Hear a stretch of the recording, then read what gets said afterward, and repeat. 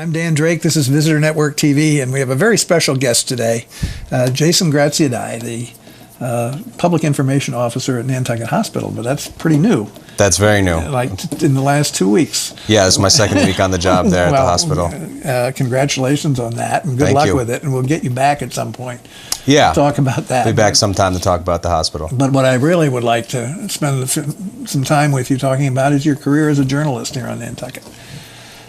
Tell me how you got here, in the first instance, how you came to Nantucket. Well, I had graduated from Colorado State University. It was 2003, early 2004. Was applying for jobs. Had gone to school, studied journalism, got my degree in journalism from CSU, and sending out applications, looking at all different openings.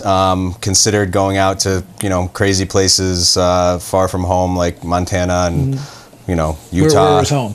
Western Mass. I'm originally from Amherst, Mass.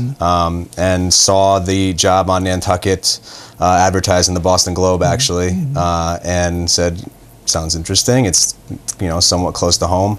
Had never been to Nantucket before, so applied. Got the interview, flew out, and it must have been January, December for the interview. And if you remember that winter, harbor was frozen over. The last time. Yep, the last time. So there was no boats, so I had to fly. So that was my first experience, and it was one of those flights where you're coming in sideways, and so that was my first kind of view of Nantucket, and it was the dead of winter, so I'd never been to the island, and just like, okay, this is quiet and different. Got the job and decided to take it and come here, and was your original beat sort of general news and the political? Yeah, I was a general assignment reporter, and I wasn't initially thrown into the town government part as much at the beginning. If you remember, Jim Kinsella, former reporter, was still here and was doing that kind of coverage, but I was covering the courts and the police and the cops, things that I did throughout my time there. What was the high point of your, or let me ask you first, what was sort of the low point of your career as a journalist here? Low point. I mean, there wasn't a lot of low points. I really loved the job, and I really enjoyed almost all the aspects of it. The low points, I mean, sometimes there's some really, really boring town government meetings, which I'm sure you're aware of, that you're just kind of sitting there and trying to pass the time. Others are very interesting. There's times when I think your relationships with people are tinged by the job, because everyone knows that you work there and is sort of hesitant to say things around you, at least before they knew you. So it was hard at first to kind of build relationships here, because people look at you more as Jason, reporter and journalist for the INM, and this is off the record, right? Or don't talk around him, or so.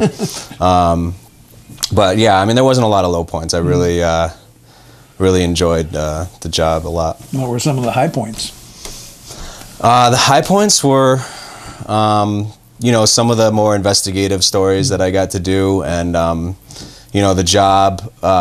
There stories you had to fill the paper every week, but there was other opportunities to do more investigative work that I was allowed to take the time to do those things, multi-week, month-long projects that I thought, for a small weekly newspaper where you don't often see those things at that level, and I was glad that I got the encouragement to do that and the time to do that, and I thought they came out well, and got good responses to them, and yeah, I mean, that was, I think, probably the high points for me.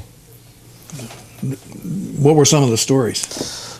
What did you get most satisfaction out of? Well, in terms of all right, so either turning over rocks, or the way you were able to write the story, or whatever. What were some of your?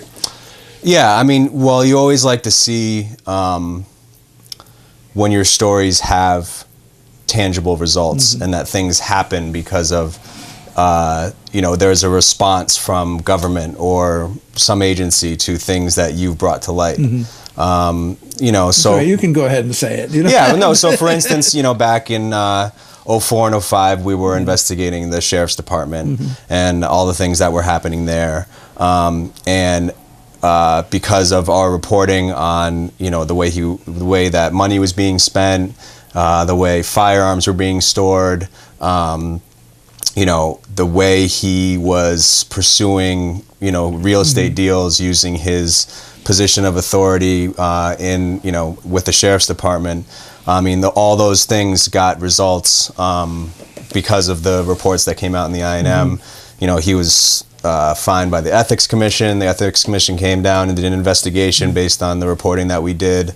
And the town also responded and made some directives about the way that he was spending his money and where he was storing those firearms in that shed by the fire department. So things like that. Obviously, later looking into the airport, as you're well aware, as chairman, you came in, towards the end of that, and our reporting there with some of the procurement issues and travel and the way that the former manager was running things. You say one of the gratifications of doing these kinds of stories was the response that they elicited from. Was in the case of the airport, was the response adequate from your perspective? Yeah, I mean, honest to God, I was surprised that things went the way they did. That the manager was removed. That was a bold move, I thought.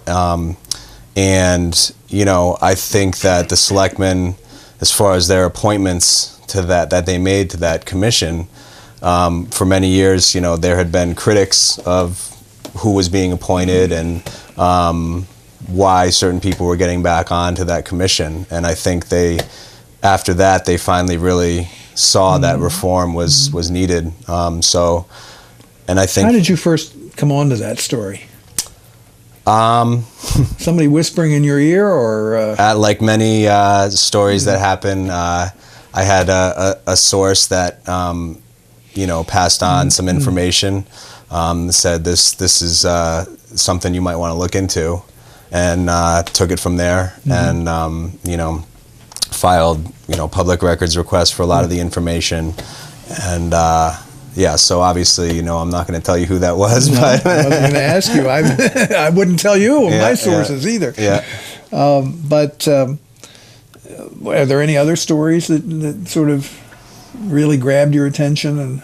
Well, over the years, it's I've gotten to write just some really interesting stuff. Like my friends back home always say, "Well, it must be really boring. There's little town, nothing going on." And in my time in the 9+ years I was there, covered 3 murders, and one of them very high profile. Obviously the Tulin case, and got to cover that trial that was nationally. There was national press there, and just things that the wind farm was another big story that we've covered, and there's still no conclusion to that, and it's ongoing. So things like that are very big, but then also very small that the community really cares about. Parking, just the things that are very local, but people care a lot about. And those things are sometimes you get the most responses out of those. Are you surprised that the Sconset Beach program has kept the legs that it has as a story and as a issue in the community? Not surprised. Just because it's just going to be an issue that is obviously sea level rise, climate change. It's going to be an issue that's ongoing for the community, and it's not just going to be in Sconset. It's everywhere. So I'm not surprised. But in Sconset, those are people who feel very strongly and are very determined. So I guess I'm not surprised that we're where we are. And after last winter, everyone saw what happened out there. So I guess will be interesting to see how this ends up now. And thankfully, we haven't had any big storms yet this season, which I'm surprised about as well. That's right. Yeah, it's been pretty quiet. Yeah. You've observed for the last 9 years or so the governance of this town, and you covered the story about the Town Government Study Committee working group a few years ago. What's your take on whether the form of government we have works these days or not, or whether you think there might be a better option? Yeah, I mean, I do like the town meeting format. Just, one person, one vote, the tradition of it, and I like that, and I kind of revere it.